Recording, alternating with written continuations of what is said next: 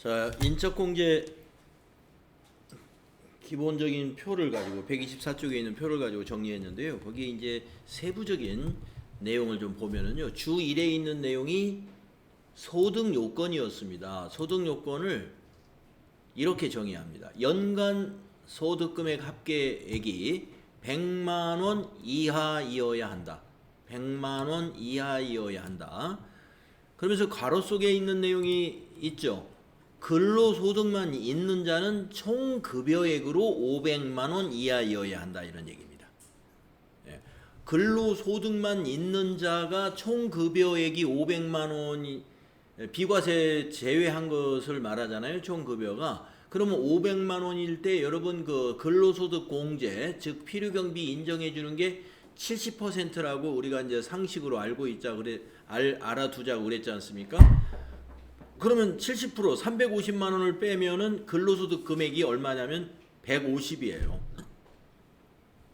150이니까 이 100만 원을 넘었지 않습니까? 하지만 우리가 이 근로소득만 있는 자에게는 좀 유리한 적용을 해주는 거죠. 그래서 근로소득만 있는 자는 총 급여 500만 원이라고 알고 계셔야 되고, 그러지 근로소득만 있는 자가 아닌 경우에는 연간 소득 금액이에요. 연간 소득 금액 100만 원 이하여야 한다. 그러면 연간 소득 금액이란 무엇이냐? 종합 소득 금액, 퇴직 소득 금액, 양도 소득, 이거를 합한 것이다. 이걸 합한 것입니다. 종합소득금액, 양도소득금액, 퇴직소득금액을 합해서 100만 원 이하여야 된다. 그래서 퇴직금의 경우 그 자체가 퇴직소득금액이 되므로 부양가족의 퇴직금이 100만 원을 초과하면 당해 부양가족은 공제 대상에 해당하지 않는다. 기본공제 대상이 안 될 거다 하는 얘기입니다. 자, 그래서 소득의 요건, 우리가 종합소득에서 인적공제에서 기본공제 대상자냐 아니냐를 판단하는 그 소득의 요건이니까 중요한 거죠. 다음 주 2에 있는 내용이 뭐냐면요, 그 나이 요건에 대한 얘기인데, 나이 요건에서 제외되는 사람이 있어요. 장애인입니다. 장애인은 나이의 제한을 받지 않습니다. 소득의 제한만 받아요. 아까 가령 직계존속의 경우에 만 60세 이상이라고 그랬단 말이에요. 직계존속이. 근데 아버지가 만 55세, 만 55세라 하더라도 장애가 있다. 그러면은 기본공제 대상자에 포함된다, 이 말입니다. 근데 장애가 있는데 소득이 있어요. 100만 원이 넘어요. 소득 금액이. 그러면 안 된다. 왜냐하면 소득 요건에 걸리니까. 그래서 소득 요건은 충족해야 한다. 장애인의 경우는 나이는 따지지 않지만 소득 요건 충족해야 한다 하는 얘기고요. 그 다음에 주 3 내용이 뭐였느냐 하면은 기본공제에서요, 주석이 있었는데 한번 내용 읽어보겠습니다. 기본공제를 받기 위해서는 해당 거주자와 생계를 같이 해야 하며, 구체적인 내용은 다음과 같다.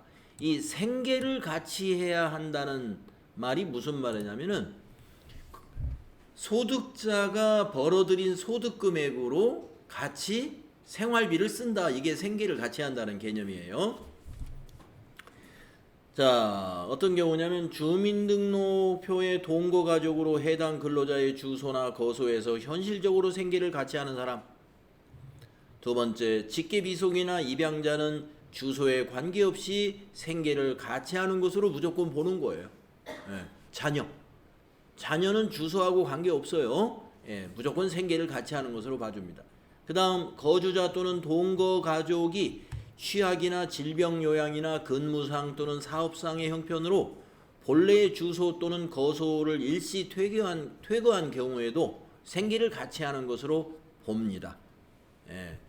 그러니까 원래 동거 가족이었는데 직장 때문에 아니면 질병 치료를 위해서 또는 학교 때문에 퇴거가 일시적으로 되어 있는 거, 또 실제로 생계를 같이 하고 있다면 같이 하는 것으로 인정이 된다 이 말이고요. 근로자의 부양가족 중 근로자의 직계 존속이 주거 형편에 따라 별거하고 있는 경우 생계를 같이 하는 것으로 본다. 예, 그래서 주민등록표상에 있는 가족만 이 기본공제 대상자가 되는 건 아니구나 하는 걸 알고 계시면 되겠습니다. 다음 주 4는 뭐였느냐 하면은요, 직계 비속에 대한 얘기예요. 직계 비속, 자녀. 자, 자녀가 결혼을 했을 때 어떻게 될까요? 예, 아들이면 며느리가 생기고 딸이면 사위가 생기잖아요. 그래서 며느리나 사위를 직계 비속으로 볼 수 있는지 보겠습니다. 며느리나 사위는 기본공제 대상에 해당하지 아니하나, 예, 안 됩니다. 그런데 기본공제 대상 직계 비속과 그 직계 비속의 배우자가 모두 장애인이면 그 직계 비속의 배우자도 기본공제가 가능하다. 네, 이게 말이 무슨 말이냐면은, 예, 자, 장애인은 나이를 보지 않지 않습니까? 원래 자녀가 기본공제 대상자가 되려면은 20세 이하여야 되는데 30세 해가지고 결혼을 했어요. 혼인 나이가 돼서. 근데 장애가 있는 자녀란 말이에요. 장애가 있는 자녀.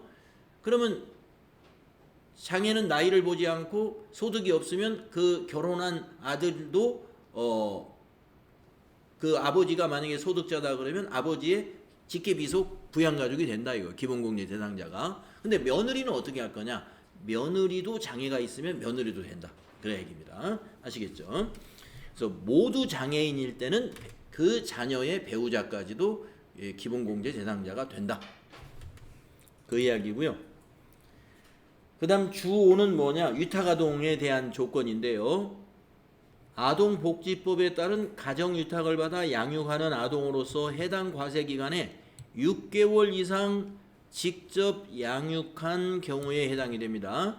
해당 과세기간이니까 24년도다 그러면 24년 1월 1일부터 24년 12월 31일 그 기간 내에 6개월 이상 양육했을 때 해당이 된다, 이런 얘기고요.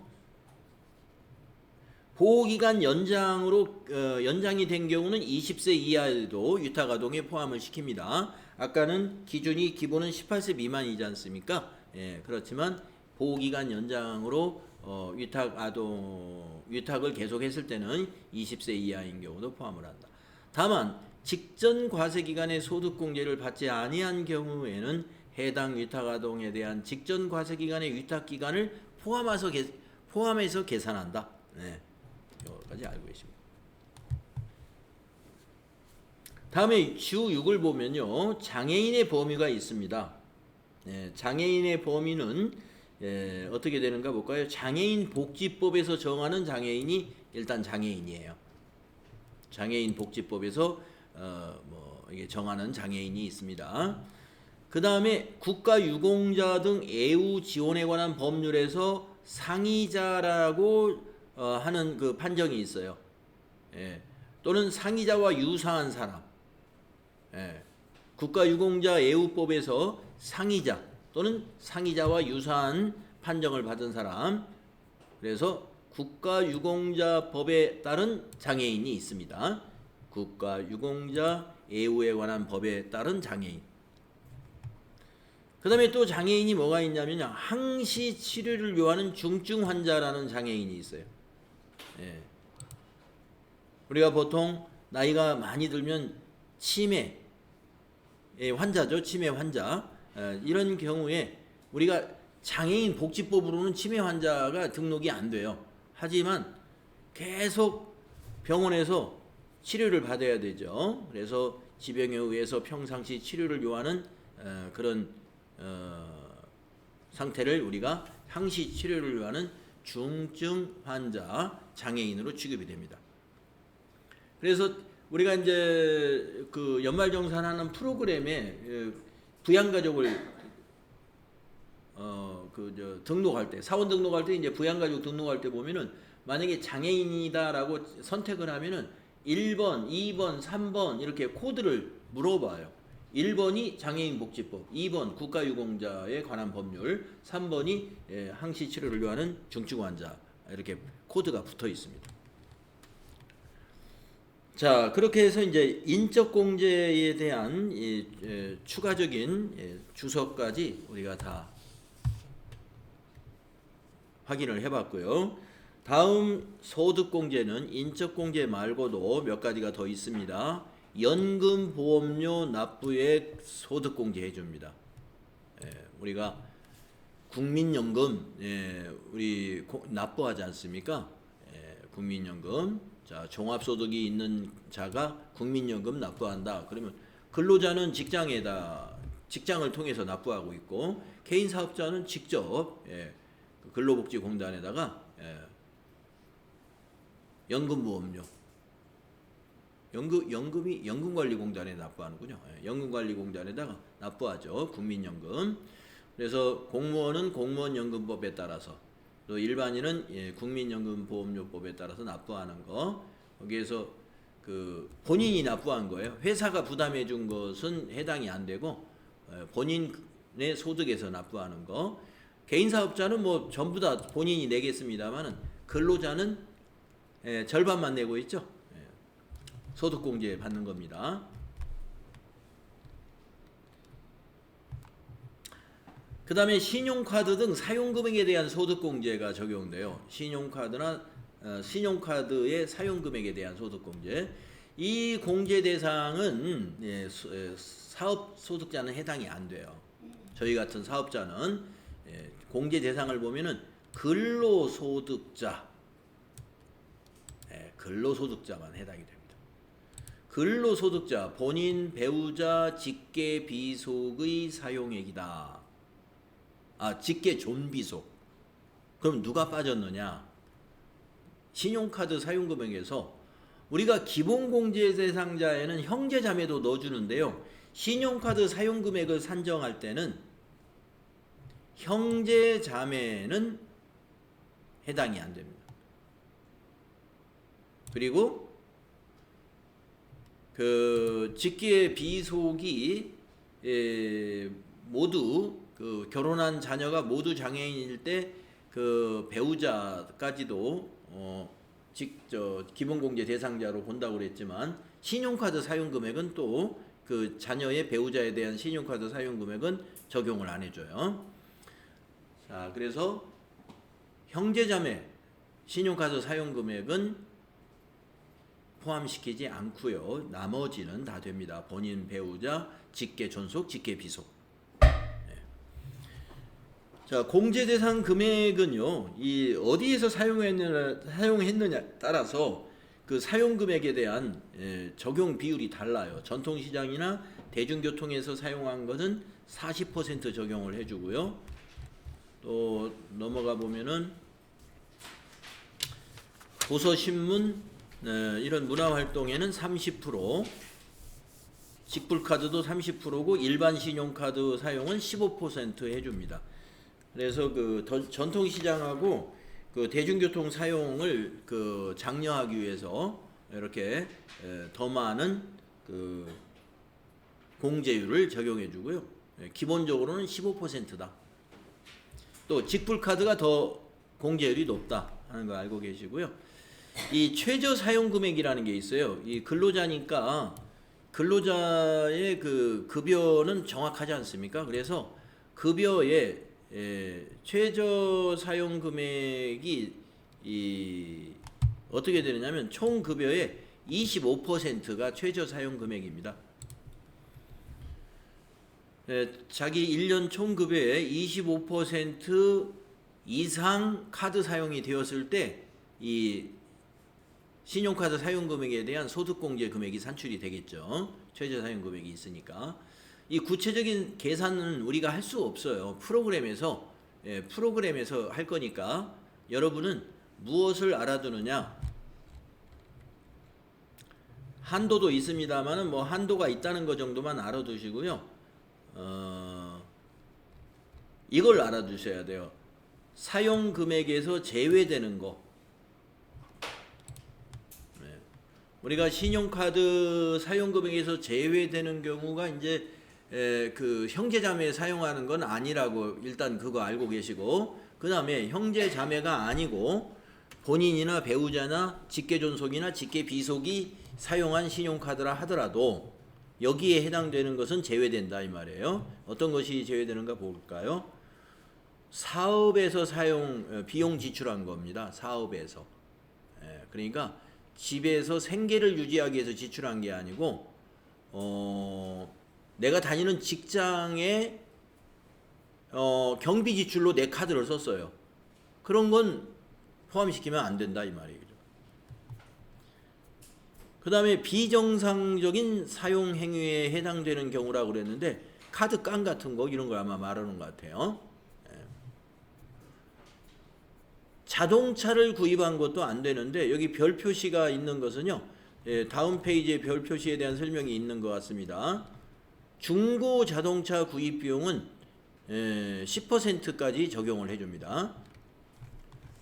그러나 새 차 만약에 신용카드로 결제한 게 있다. 차량 그 구입 비용을 하나도 못 받는 거고요. 중고 자동차 300만 원짜리를 내가 신용카드로 매입했다 그러면 30만 원은 해준다 이거예요.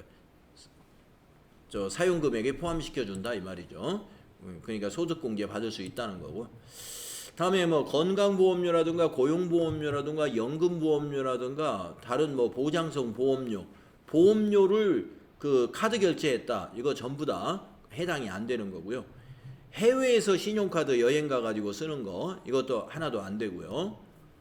학교에다가 수업료 결제한 거, 보육시설에 수업료 결제한 거, 보육비 카드로 결제한 거 이것도 전혀 해당이 안 되고요. 그 다음에 세금 낸 거, 공공요금 납부한 것도 전부 해당이 안 됩니다. 국세, 지방세, 전기료, 수도요금, 가스요금, 전화요금, 신용카드 납부한 거, 아파트 관리비, 텔레비전 시청료, 도로통행료 이런 거 다 공공요금에 해당되는데 신용카드로 결제한 거 제외되는 거고요. 그 다음에 상품권 구입한 거, 백화점에 가서 상품을 산 게 아니라 상품권, 그것도 신용카드 사용금액에서 제외되고요. 리스료 제외됩니다. 신용카드로 리스료 결제한 거. 그 다음에 취득세라든가 등록면허세 부과하는 재산의 구입. 자, 취득세가 부과되는 재산이 뭐가 있을까요? 토지 취득세 내죠. 건물 취득세 냅니다. 차량 운반구 취득세 냅니다. 네, 그래서 아까 차량의 경우는 중고자동차는 우리가 10% 해주는 거지만 토지나 건물은 전혀 안 된다. 새 차도 안 된다 이거죠. 그 다음에 금융, 보험 용역과 관련된 지급액. 아까 보험료 쭉 나와 있었고요. 그 외에 금융과 관련된 거 지급한 것도 안 되고요. 뭐 보증료 이런 거. 그 다음에 신용카드 등으로 결제하여 기부하는 정치자금 중에 세액공제를 적용받았다. 그러면 그러니까 신용카드 결제로 정치기부금 할 수 있어요. 그러면 이제 기부금 세액공제라고 해서 세액공제는 적용이 되지만 여기 신용카드 사용금액에서 중복 적용은 안 해준다. 그 뜻으로 받아들이면 됩니다.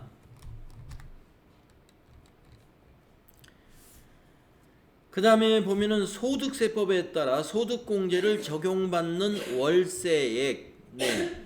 자, 우리가 월세를 신용카드로 납부했다는 거죠. 그러면 월세 세액공제, 근로자니까 월세 세액공제 적용 대상자의 경우에 월세 세액공제는 적용을 해줘요. 아까 여기 저 정치자금을 그 신용카드로 기부했을 때 정치자금 기부금 세액공제는 되지만 신용카드 사용금액에는 포함해주지 않는다라고 했듯이 이것도 그 이야기입니다. 소득공제는 못 받지만 월세 세액공제는 해준다 이 뜻이에요. 소득세법에 따라 소득공제를 적용받는 월세액 이것은 제외된다.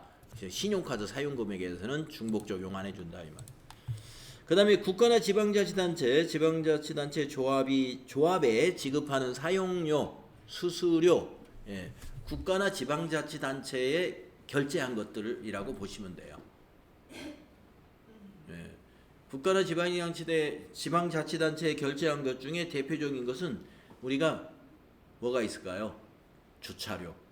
예, 우리 그 공공 지금 주차료가 전부 이천시 시설관리공단에서 하는 주차료잖아요. 그게 이천시 거예요. 지방자치단체. 그래서 그런 주차료를 결제한 거, 이거는 신용카드 사용금액에 미포함된다. 뭐 사설업체의 주차료는 해당이 됩니다. 그렇지만 국가나 지방자치단체, 거기가 운영하는 조합, 그러니까 시설관리공단 이런 데를 말하는 거죠. 그런 데다가 사용료 지급한 거, 이거는 안 된다. 이렇게 해서 이게 중요합니다. 우리가 신용카드 소득공제 제도가 있는데 거기에 포함시킬 수 없는 신용카드 사용금액, 이걸 기억하는 게 여기서는 중요해요. 그리고 나머지는 이제 계산을 하는 것은 프로그램에서 우리가 그걸 제외하고 입력만 잘하면 되니까 제외할 것을 빼고 입력할 줄 알아야 된다 이거죠. 시험 보실 때. 다음에 기타 소득공제가 몇 가지 있습니다. 주택담보노후연금, 이자비용 공제. 그래서 우리가 이제 이걸 주택연금이라고도 부르는데요.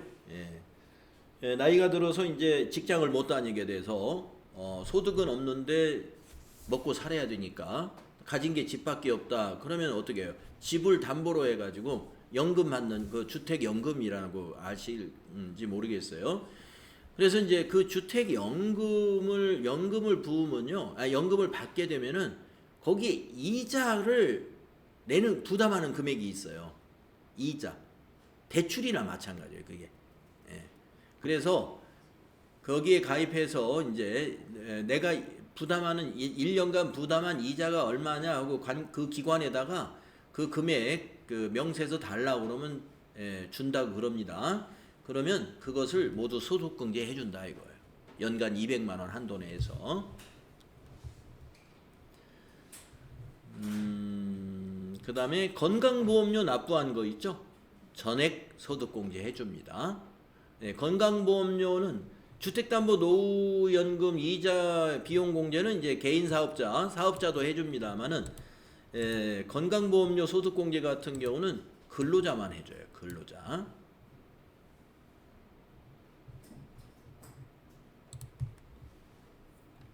그 다음에 주택자금 소득공제가 있어요. 주택자금과 관련된 게 이자 상환액하고 원리금 상환액에 대해서 소득공제를 적용해 주는 게 있는데요. 이것도 그 다음에 이제 그 우리가 청약저축이라고 해서 주택마련저축 요 세 가지로 나눠져 있는데요. 자, 원리금 상환액, 이자 상환액, 주택마련저축, 이게 다 주택자금과 관련된 소득공제인데 전부 다 근로소득자만 적용됩니다. 근로소득자. 그러니까 개인 사업자는 이 소득공제에 해당이 안 됩니다. 근로소득자에게만. 여기 내용을 읽어보시면은 근로소득자가 이런 식으로 설명을 하고 있지 않습니까? 근로소득자가.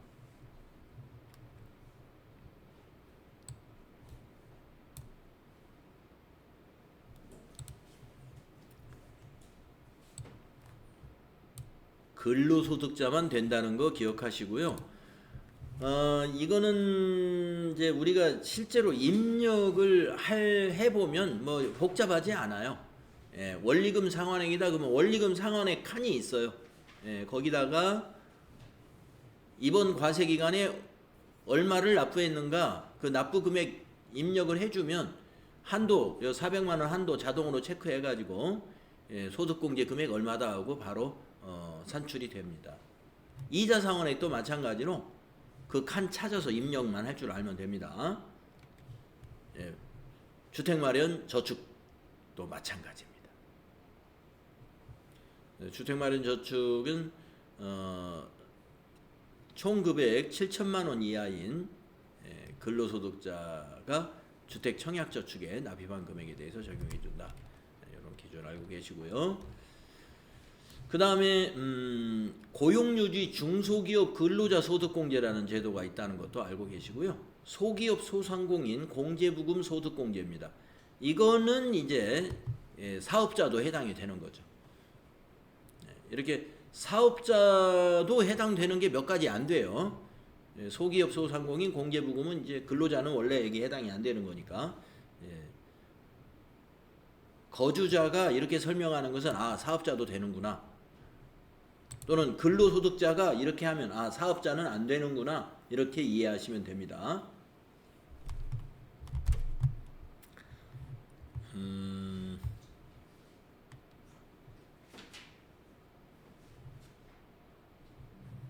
우리사주조합 출연금 소득공제 제도가 또 있어서 우리사주조합이 자사주를 취득하기 위하여 우리사주조합에 출연한 금액에 대해서 연 400만 원 한도 내에서 소득공제 적용해 줍니다. 소득공제가 여기까지입니다. 한도 계산은 프로그램에서 할 거고요. 요 주 2에 있는 거 하나 좀 설명을 해드리겠습니다. 주 2에 있는 게 그 노란우산 공제에 대한 설명인데요. 소기업 소상공인 공제부금 소득공제 관련 한도는 다음과 같다 해서요. 가장 소득공제를 많이 받는 사업자가 누구냐면은 사업소득금액 4천만 원 이하인 사업자예요. 사업소득금액 4천만 원 이하인 사업자. 공제 한도 500만 원 소득공제가 가능합니다. 500만 원. 그러면 보통 우리가 사업자들이 그 노후를 대비해서 노란우산 공제 월 얼마씩 납부하세요? 물어보면 대부분 사업자들이 50만 원씩 납부한다 그래요. 50만 원씩. 그러면 1년에 얼마 납부하는지 곱하기 12달 해보면 600만 원 납부하네요. 그죠? 500만 원 조금 넘게 납부하는 거잖아요. 그게 경제적이라서 그렇게 하는 거예요. 뭐 돈 많으면 더 많이 납부하면 나중에 저축 더 많이 하는 거니까 좋겠지만은 이제 목적이 나는 이거 소득세 좀 전략을 해야 하는 목적으로만 이걸 가입한다. 난 여유자금은 다른 곳에다 저축할 거고 이 노란우산 공제는 우리 내 사업장에 소득세 절세 차원에서만 가입한다. 그러면 그런 사람들이 대개 월 50만 원만 납부합니다. 그러면은 딱 600만 원이어서 하여튼 500만 원 거의 다 100만 원 제외하고 500만 원을 다 소득공제 받아요. 소득공제 받으니까 과세 표준이 그만큼 줄어드는 거죠. 500만 원 세금에서 까준다는 게 아니라 소득공제 해주는 거니까 과표가 500만 원 줄어들면 10% 만약에 세율이 10% 적용되면 50만 원이잖아요. 50만 원 세금이니까 많이 받는 거죠. 자, 그런데 여기서 또 오해 한 가지. 오해가 뭐냐? 사업소득 금액이 4천만 원 이하라고 했는데 이것을 매출액으로 오해하시는 개인 사업자들이 많아가지고 아이고 나는 1년에 1억씩 매출을 올리는데 그러면 나는 200만 원밖에 해당이 안 되지 않느냐? 200만 원밖에. 이건 오해예요. 왜 그렇죠? 사업 소득 금액이라는 것은 매출액이 아니고 사업 소득 금액은 총수익 금액 마이너스 필요경비죠. 필요경비. 당기 순이익하고 비슷한 거예요. 그러니까. 그래서 내가 소득세법을 잘 몰라서 비용 처리되는 거 안 되는 거 수익 잡는 거 안 잡는 거 이거 잘 세법상으로 판단하기 좀 곤란하다 그러면 내가 알고 있는 회계 지식으로 당기 순이익이라고 생각하면 돼요. 내가 상품이나 제품을 팔아서 매출을 올린 그 매출액에서 원가 빼고 종업원 급여 빼고 복리후생비, 통신비, 수도광열비 등등등 이거 다 비용 뺀 것을 우리가 당기순이익이라고 하잖아요. 당기순이익이 4천만 원 이하인 사람 대부분 개인 사업자들이 여기에 해당이 됩니다. 당기순이익 4천만 원 이하인 사람이 거의 대부분이에요. 그래서 우리가 사업소득 금액 기준이다. 이거는 당기순이익의 기준이다. 네. 원장님, 네. 그 바지 사장이라고 우리가 하잖아요. 그런 근로도 하고 사업자 그 명의도 있으면 이거 적용되나요? 근로 자기 사업장에서 자기가 아니, 네. 남편이 사업을 하는데 이제 명의만 마누라가 대표자가 되는 거예요. 마누라가 그러니까 개인 사업도 되고 근로소득 사업체 가서 뭐 일도 하고 그러니까 병행이 사업자 등록은 배우자로 해놨고 그러면 배우자로 해놓고 남편은 거기 근로자로 해서 일을 하고 그 말씀이죠? 아니요.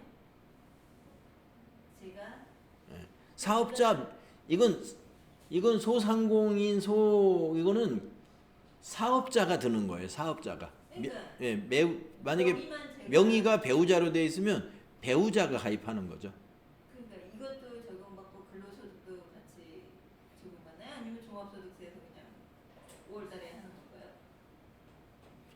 소득세는 개인별 과세니까 그 사업자 등록이 되어 있는 배우자는 배우자대로 종합소득 신고하게 되고 거기에 근로자로 사장으로 일하고 있는 그 사람은 또 그 배우자는 배우자대로 근로소득 연말정산 신고하면 되는 거고요. 네. 개인 서로 소득세는 개별 과세니까 합산하지는 않습니다. 여기서 말하는 것은 사업자, 그 사업자가 여기에 가입할 수 있는 거니까요. 자, 그래서 지금 가끔 이게 이제 여기에 가입한 분들이 굉장히 많아가지고 그 오해하는 분들이 주변에 있는 것 같아서 여러분들도 알고 계시라고 말씀드리는 거예요. 사업소득 금액 4천만 원 또 4천만 원 이하부터 1억 원 이하 1억 원 초과 요 기준을 매출액으로 오해하는 분들이 있어요. 굉장히 많더라고요. 사업소득 금액이라는 것은 총 수익 금액이 아니다. 그럼 뭐냐? 총 수익 금액에서 필요 경비를 뺀 거다. 이거 필요 경비 뺀 거. 그 기준으로 4천만 원 이하일 때 500만 원. 대부분 여기에 해당되는 사업자들이 많다. 이렇게 보시면 됩니다. 그러면 그 네. 필요 경비에 사장님 월급도 포함인 거죠? 개인 사업자의 경우는 자기가 이제 지금 남국님이 말한 대로 바지 사장이면은 해당이 됩니다. 그러니까 자기가 사업주가 아니에요. 내가 근로자인 사장이에요. 네. 그러면은 그 사장의 급여를 비용으로 정리가 됩니다. 그러나 사장이 거기 사업자 명의가 사장으로 돼 있어요. 그러면 안 돼요. 그럼 저 4천만 원이면 그 4천만 원이 그냥 사장님의 월급이 되는 거예요? 아니 그 회사 그러니까 우리 학원으로 말하면 내 급여를 우리 회사의 경비로 비용 처리를 못 해요. 내 급여는 없는 거예요. 그러니까 그럼 4천만 원이 소득금액이면 4천만 원이 당기순이익이라고 보시면 돼요. 그러면 그게 예. 실질적으로는 그렇죠. 내 월급이 되는 그렇죠. 사장님의 월급 맞습니다. 그러니까 임의로 내 월급을 막 부풀려서 이렇게 등록을 못 한다는 거네요. 개인 사업자는. 개인 사업자는 장부에 그 사장의 그러니까 대표자의 급여를 비용 처리할 수 없습니다. 비용 처리하면 안 됩니다. 법인은 대표이사의 급여가 일반 다른 임원이나 직원들의 급여하고 같이 비용 처리가 되죠. 개인 회사는 안 돼요. 그러나 이제 자기 회사가 아닌데 내가 사장으로 일을 한다. 그러니까 원장인데 내가 이 학원의 설립자가 아닌 뭐 그런 셈이에요. 학원도 그런 학원이 있습니다. 설립자가 따로 있어요. 명의가 사업자 등록이나 이런 것은 홍아무개로 돼 있는데 원장이 김건기 이렇게 돼 있으면 나는 여기에 월급을 받는 원장인 거죠. 그럴 때는 이 학원에 비용 처리할 때 원장 급여가 가능한 거예요. 가능한데 나는 여기 지금 사업주로 되어 있고 또 원장으로 말이에요. 그러니까 원장의 급여는 인정이 안 되는 거예요. 사업주니까. 여기서 사업주의 의미는 사업자 등록, 세무서에서는 사업자 등록상의 사업자를 말하는 거예요. 자, 그래서 이제 요거 좀 사업 소득 금액과 총 수익 금액은 다르다는 것을 좀 알고 계시라고 말씀드렸습니다. 자, 기타 사항을 좀 보시겠습니다. 기타 사항, 이거 기타 사항에 대한 설명을 하려고 하면 좀 시간이 좀 부족한 것 같습니다. 그러면 다음 시간에 이 기타 사항, 이제 소득공제를 마무리하는 기타 사항 끝나고 이제 세액공제로 다음 시간에 설명을 이어갈게요. 예, 수고하셨습니다. 예, 예.